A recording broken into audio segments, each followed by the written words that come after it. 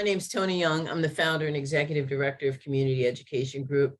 And as we're closing out our work here with the CDC Foundation on home test kits, we know one of the barriers to accessing test kits for many community serving organizations across the United States is the price. And I know that many of you had line item budgets with the CDC Foundation or with other grants that you may have at the state, local, and federal level to buy home test kits.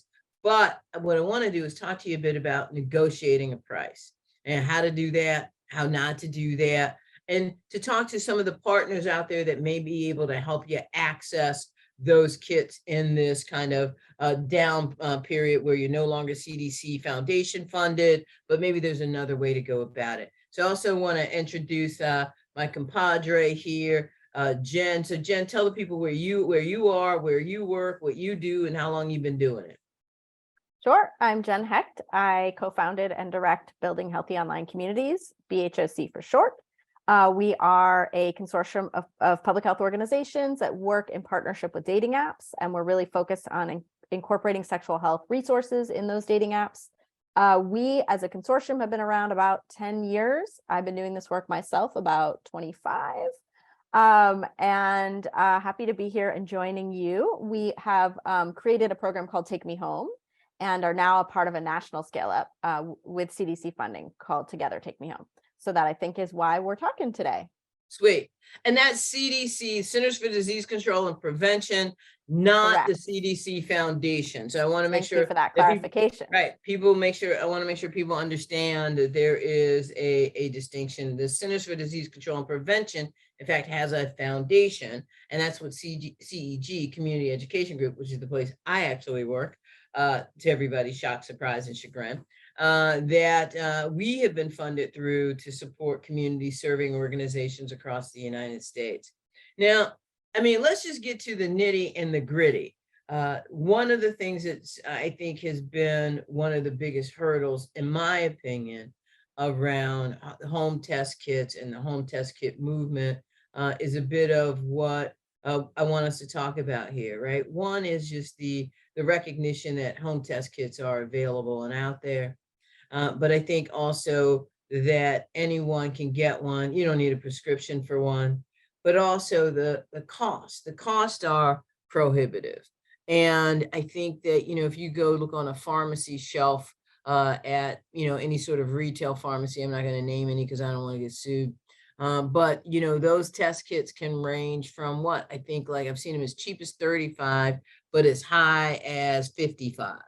Is that what you see in the kind of retail market on pricing as well? It is. I haven't checked in the last couple of years, but not long ago, the last time I looked, it was about 45 or 50 at a Right. pharmacy. Yeah. Right. And so do we know if people are buying at 45, walking into a pharmacy and buying at 45 and 50, or do we think that they're saying $45 is a lot, and I don't know if I need or want my result $50 worth? Yeah, I mean, I don't have any sales data to back this up, but I will say that I think that most folks that I know, and that I think that we're engaging with through our work, are not going to spend $45 or $50 on an HIV test, especially when in some places they're able to get it for free. So I think that is very, cost prohibitive for sure. And I think that since we have worked on a project in which we have offered them for free, we've seen huge increases in uptake in that service. Right. And I think, we saw the same with the CDCF project, is that having them available, people would use them, having them available, people wanted to kind of take them. If that was that they were available at a health event, but your project does it a bit differently. Yeah. I can request it. It's going to pop up on my phone, right? That's right. Yeah. So we've been partnering with dating apps, as I mentioned. That's what we do. We've been partnering with dating apps, and those dating apps have worked with us to put out messages. And then users of the dating apps can just click on that message, get to our website, and then within, about 30 seconds to a minute can order a kit right to their door. And how long does it take for the kit to get to my house? A couple days. Yeah. What kind of packaging does it come in? Well, of course it's discreet, right? That's important. I mean, I'm hoping, I'm hoping Yeah. it doesn't say in big red letters, AIDS test kit or HIV test No, kit. we found when we talked to folks that that's not what they wanted. Yeah. So yeah, Go figure, right? I know. And I think, I'm not, trying to, I am trying to be funny, but I'm not trying to make light of it though, No, it's because I important think that that is one of the big concerns for folks is for sure. what if the exterior packaging breaks and, you can see inside and it's a HIV test kit inside can you talk to us a bit about kind of how that discretionary or discretion packaging is working? Yeah, I mean, I think, we definitely heard from participants in our program that before we started and after we launched, that was really important, that, that it be discreet. And so that's been a priority in terms of how we mail it out. So there's nothing that indicates that it's an HIV test. Okay. So one of the things, like I said, that I want to talk about is how to negotiate a price. So, there's I think it's DJ Khaled who said, no, it might be Fat Joe who said, I think it's Fat Joe actually, who says that today's price is not yesterday's price. And so we have to really kind of think about, as we have set these organizations up to win, these community serving organizations, to really be kind of critical linchpins in the community about distributing home test kits. One of the things that'll happen when the funding goes away from CDC Foundation is that they will have to figure out how to negotiate a price. Now, I'm not going to disclose my price in this video because that'd be crazy. And I don't think you're going to disclose your price in this video because that too would be crazy. Although I think you know my price and I think I know your price. And I think our prices are within a few bucks of one another. But I also think that our price is not what some other people are paying. So the question that we get asked, or I get asked a lot, is, well, how did you get that price? Well, I got that price several years ago, number one, when our volume, number two, was significantly higher, I will say. Our volume was in excess of over 10,000 kits per year. So the first thing I'm going to talk to people about when they say it's time to negotiate is you need to have a whole bunch of data. You need to be able to prove that you can use this number of test kits. You need to be able to prove you can access this number of people. You need to prove that you've accessed this number of people in the past and that this isn't theoretical. And I think that that's the first place that you begin to negotiate. I think one of the reasons that negotiations are so important, particularly in this space, is because your options are so limited. You don't have a series of test kits that you can necessarily select from. You don't have a number of regimens that you can try. If this one doesn't work, you can go to someplace else. This is the dance. Yeah. So help me when you started to work on this project, maybe either with the folks at Emory and maybe or before. And tell me how pricing affects your thinking, how it affects your planning, and how you negotiated your price. And I'm not asking you to tell me. Yeah, no, I mean, I think there's just a couple points that I would, make. So we began this project in 2019 and we were partnered closely with NASDAD. And so we actually work with NASDAD on the negotiation. And part of the reason I was excited to work with them is that they have extensive experience doing drug pricing negotiations. So I was like, let me bring in the experts. I don't have any expertise at this. So I think that, that was a natural partnership. We were going to be working with them anyway. We, at that point, were just launching. We didn't know how many kits we'd be putting out, but, over time we have built up, a significant amount of volume. But, we were new and I think, untested, so I think that there wasn't clarity as to what the demand would be or what our volume would be. And I think that was one of the challenges for sure.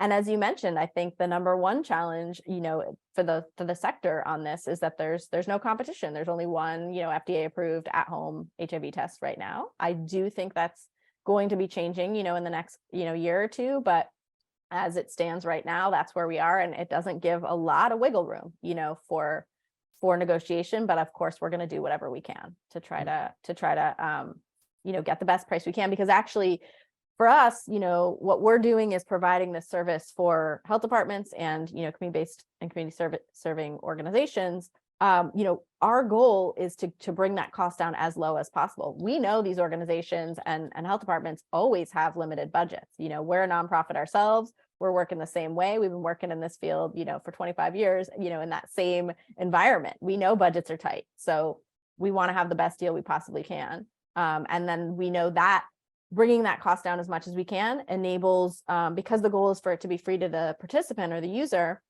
then we know that bringing that cost down just means more people get to take advantage of that. Right. So that's our primary focus. Right. And so, and I think, like I say, I think everybody is going to go into these negotiations with different kind of pressure points that they can or cannot apply. But, you mentioned something that I want to make sure folks are aware of, is that the project that you're working on with Emory and NASDAD has a goal of distribution of over 5 years, 1 million home test kits, right? Do I have that right? So that's the other program, and that's where it does get confusing. The original program started in 2019, which did build into this national one. That's the one I was just referencing. The one that is in partnership with Emory as well, that one, there was a little bit more, that's a much bigger volume even, right? Of course, than what we're doing.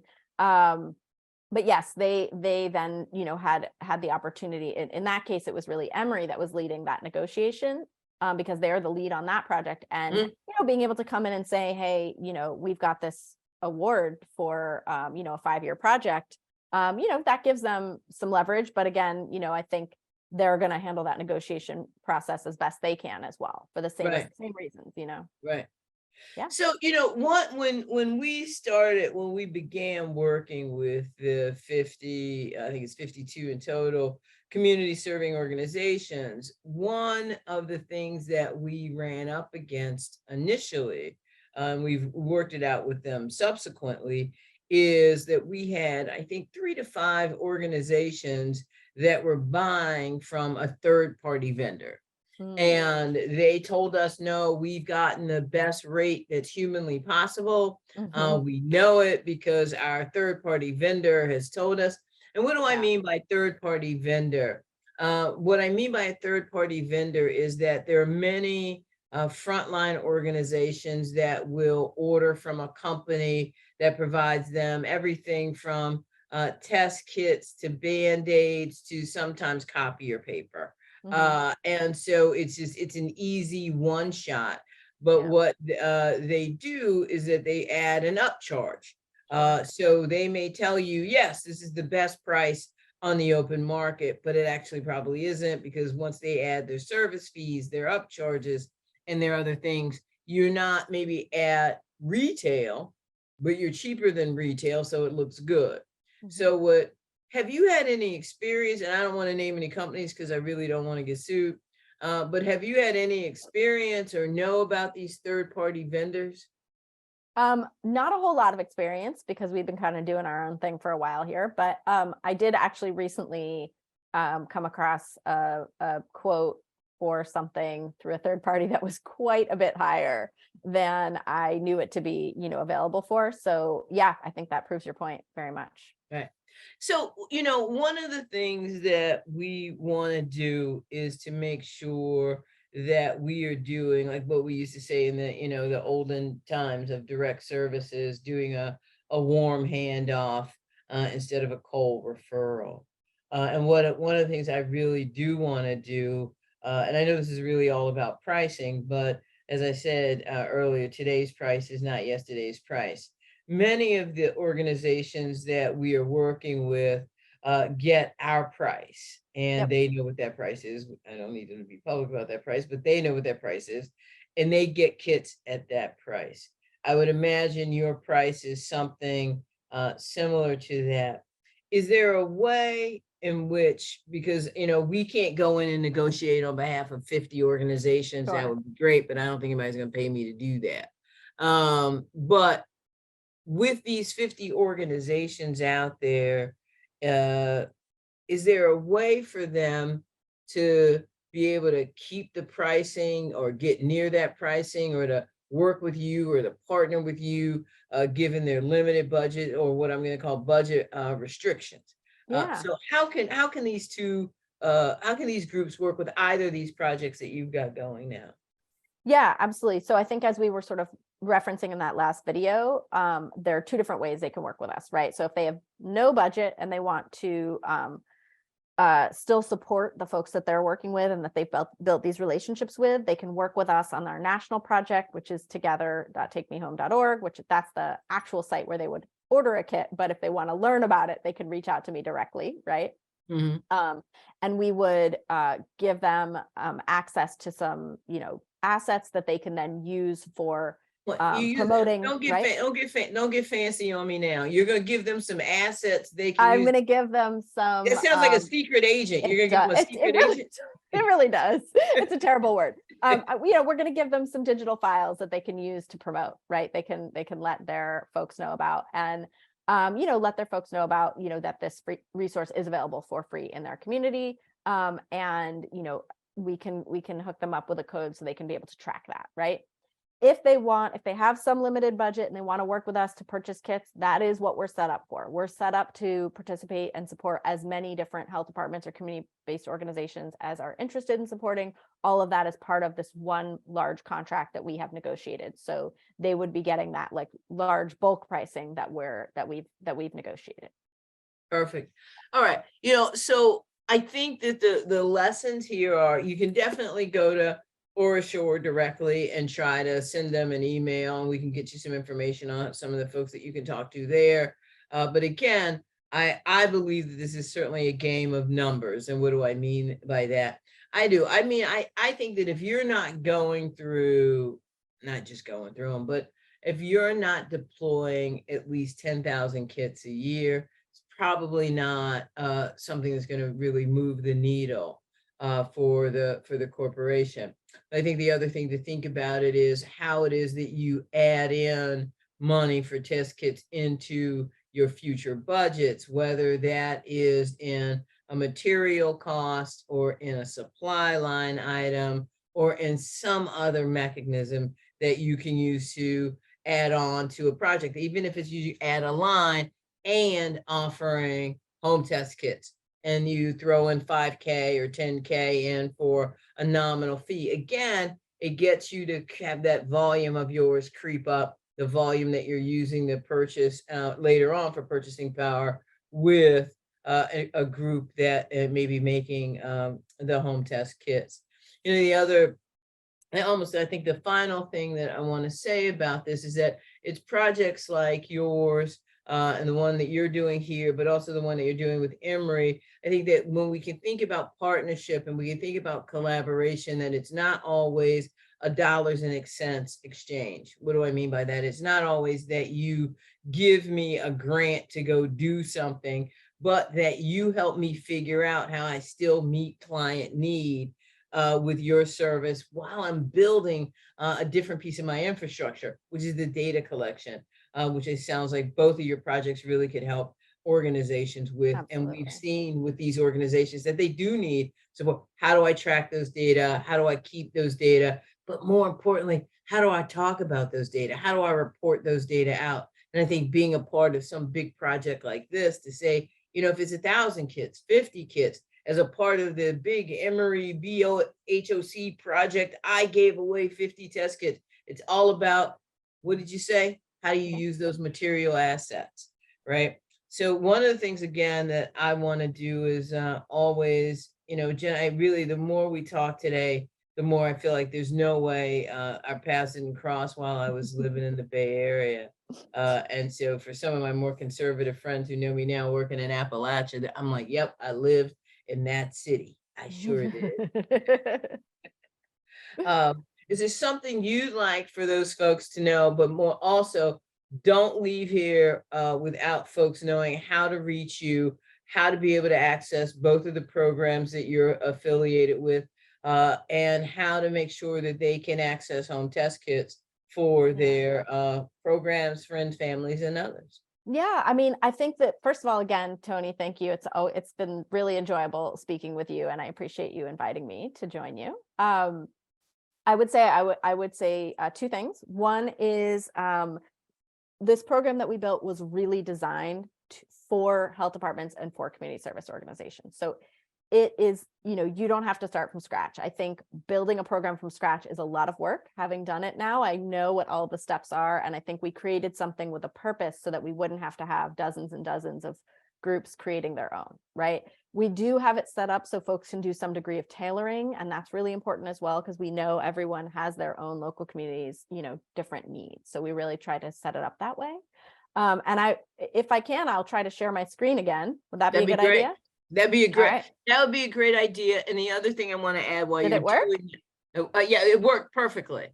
And the other thing I want to do is I want to add one suggestion and recommendation to all of the CSOs out there.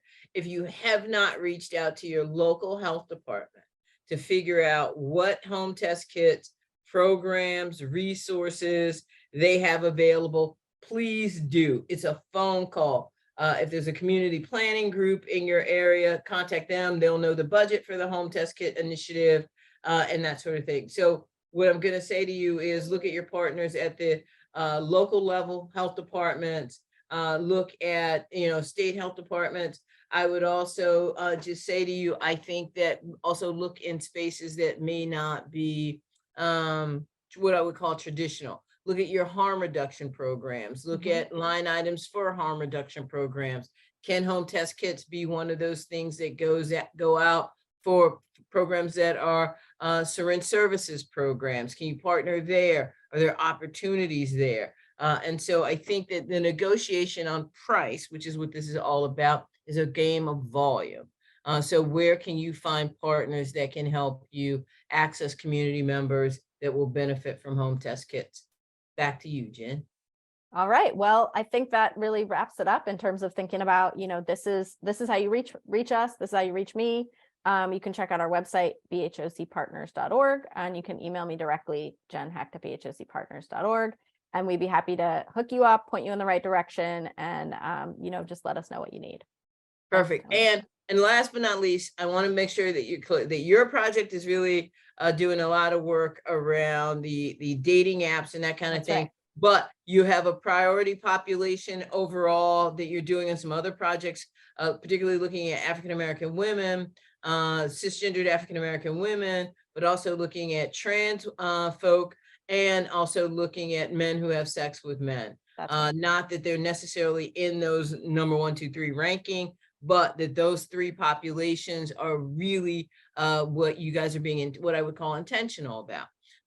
So again, I appreciate you. I appreciate you for doing that, because I think it's critically important that we engage African-American women in this conversation around home test kits and PrEP. And I think those are conversations that go hand in hand. All right.